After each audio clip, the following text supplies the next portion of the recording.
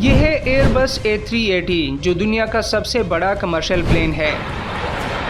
लेकिन क्या आप जानते हैं कि A380 के आने से पहले ये बोइंग 747 जिसे जंबो जेट भी कहा जाता है, जब 1979 में पहली दफा आसमानों में उड़ने लगा तो इसने एविएशन की तारीख ही बदल दी। ये दुनिया का सबसे पहला वाइड बॉडी यानी सबसे बड़ा कमर्शियल प्लेन था जो सबसे ज्यादा पैसेंजर्स और कार्गो ले जाने की सलाहियत रखता था। पहली दफा दुनिया ने देखा कि कोई जहाज भी 2 फ्लोर्स का हो सकता है जो इकोनॉमी क्लास से लेकर बिजनेस और लग्जरियस फर्स्ट क्लास पर मुश्तमिल था। इसके साथ ही 747 को ये एजाज भी हासिल हुआ कि ये दुनिया का सबसे लंबा सफर करने वाला जहाज बन गया जो एक ही दफा में 13,450 किलोमीटर तक 14 घंटे नॉन स्टॉप हवा में उड़ने की सलाहियत रखता था। तो फ्रेंड्स, अगर आप जहाजों और एयरपोर्ट के बारे में मजीद इंटरेस्टिंग जानना चाहते हैं तो बंगश इन्फो टीवी को लाजमी सब्सक्राइब करें।